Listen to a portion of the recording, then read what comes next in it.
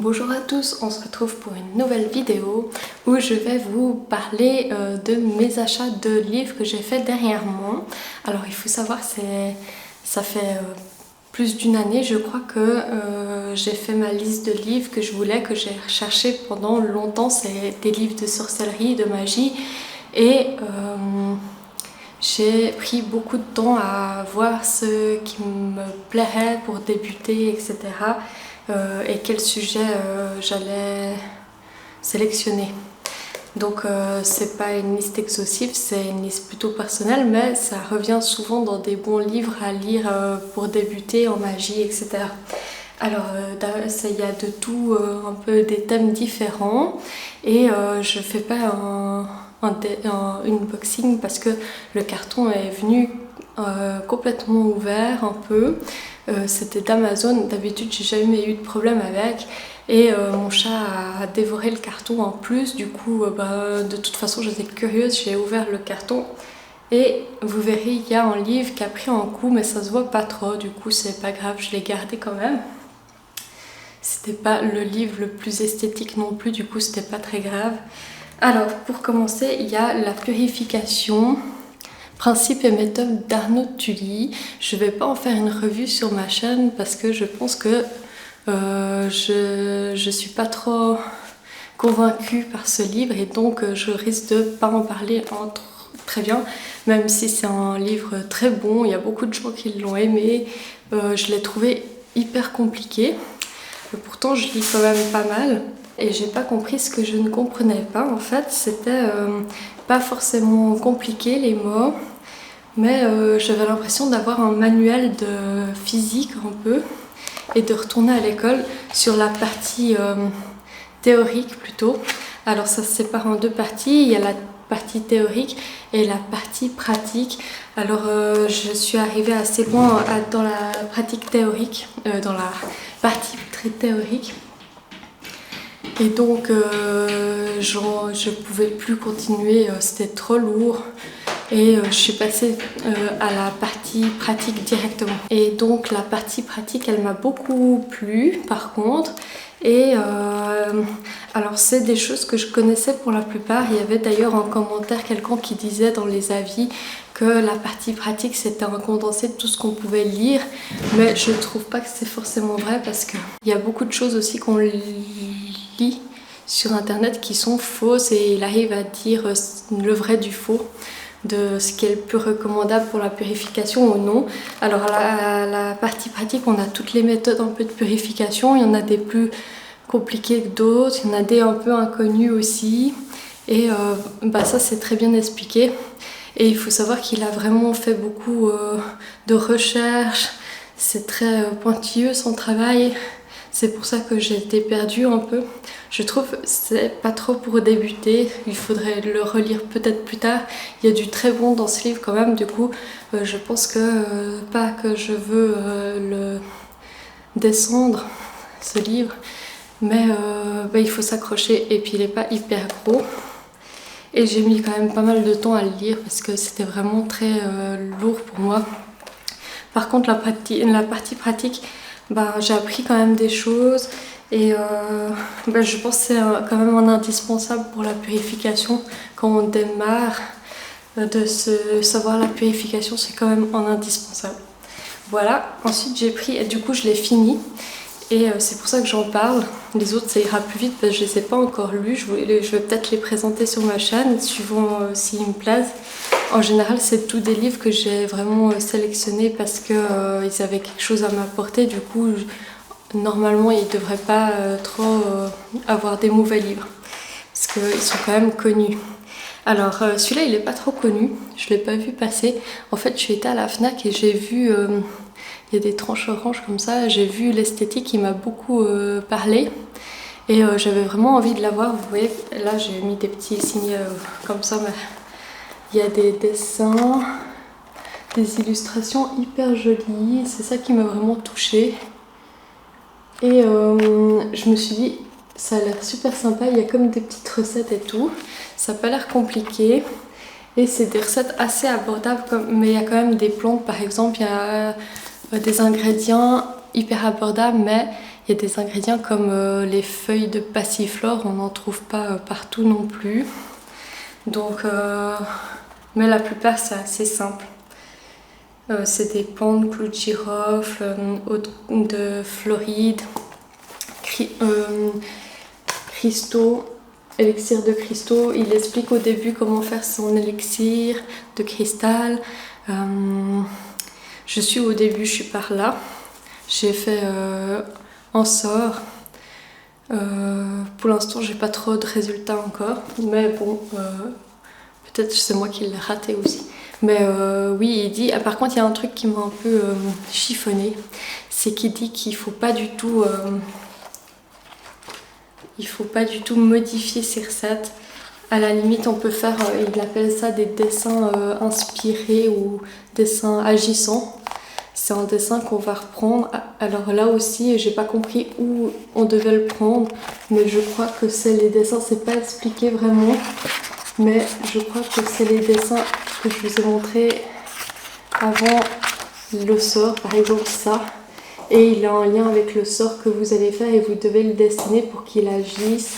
Et il dit que ça, on peut un peu le modifier s'il y a quelque chose qui nous correspond mieux, mais sinon on ne doit pas du tout changer les ingrédients de la recette de magie et tout.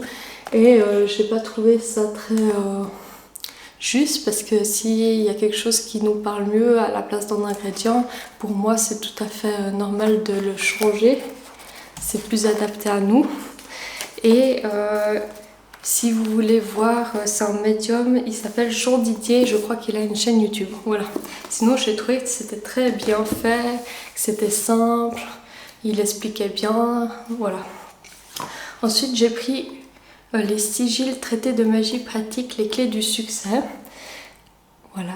Alors, je sais, il est tout petit, je m'attendais à un plus gros livre, je sais plus combien, 18 €. Il est tout petit comme ça, il fait la taille comme ça.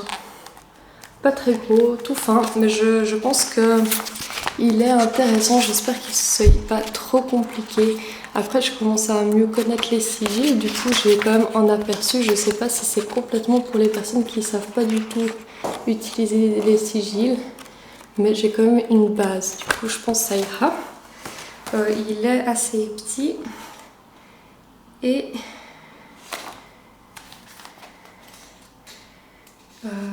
alors, il y a un lexique à la fin, je trouve que c'est bien. Ah oui, alors là, il n'y a pas du tout de... Aussi, un point un peu négatif, c'est qu'il n'y a pas du tout de... Je sais plus comment on appelle, je crois bibliographie, c'est-à-dire la liste des livres sources dont il s'inspire pour... alors on dirait que c'est vraiment inspiré de sa propre magie à lui, il n'y a pas trop de sources, c'est ses propres recettes. Et voilà, il n'y a pas de sources. Donc en général, on aime bien avoir des sources pour savoir d'où ça sort un peu. Mais bon, moi je suis pas forcément contre ça, parce que si c'est quelque chose qui marche, pourquoi pas. Bon, il faut savoir, là je sais pas, j'ai pas vraiment regardé. Il propose des livres à la fin. C'est de Chronos Renam. Je sais plus où j'ai trouvé ce livre. Mais je crois que c'était sur YouTube. Alors, ah, c'est de Alliance Magique, je sais pas. Voilà, introduction. Je pense qu'il est bien, j'en reparlerai si jamais. Alors ensuite, Sorcellerie intuitive de Astrea Taylor, aux définitions d'Annalée. Là on voit qu'il y a un petit accro, mais on voit pas grand chose, c'est à cause du paquet. Et il est comme ça, j'en ai entendu parler. Après, il n'a pas été hyper montré sur YouTube ou autre. Il est assez discret, c'est un gros livre quand même. Et j'ai l'impression que ça parle de faire un peu justement intuitivement ses sorts et écouter ses ressentis. Moi j'aime bien aussi avoir la tradition, mais je pense que c'est bien de se détacher aussi un peu de ça et de faire selon son ressenti pour que ça soit plus personnel. Du coup j'ai pris ce livre pour oser un peu plus faire par moi-même.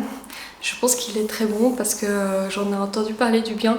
Après, il est assez méconnu. J'ai été surprise par en entendre plus parler que ça. Voilà, je pense qu'il est très bien.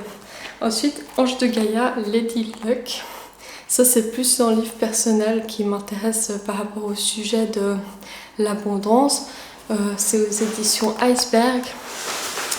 Et il est petit et il est à 14 €. Ange de Gaïa, elle a une chaîne YouTube que j'aime beaucoup. Vous pouvez aller voir son travail. Elle a aussi sorti une Médusa que je vais présenter sur ma chaîne YouTube. Et elle a aussi des livres sur... je sais plus comment ça s'appelle, mais je vous mettrai si jamais des exemples. Elle a fait beaucoup de livres. Elle a aussi fait l'oracle de l'absolu, je crois. Voilà, et du coup j'aime beaucoup cette auteure. Parce que j'aime beaucoup comment elle est, son caractère et ce qu'elle enseigne. Et je voulais plus me... J'ai découvert une vidéo d'où elle parlait de Lady Luck et elle va sortir en oracle aussi, qui m'intéresse beaucoup. Ensuite, j'ai arpenté le chemin des dieux de Phronésis. Ça, il est assez connu, hein. En fait, je pensais qu'il était très épais et assez dur, mais il est tout petit aussi. Il est à 17 €. Et c'est un livre qui va nous... Alors, j'ai oublié de dire de quoi il parlait. C'est un livre sur la dévotion à Lady Luck pour l'abondance. Et ça, c'est par rapport aux dieux et aux déesses dans le chemin païen.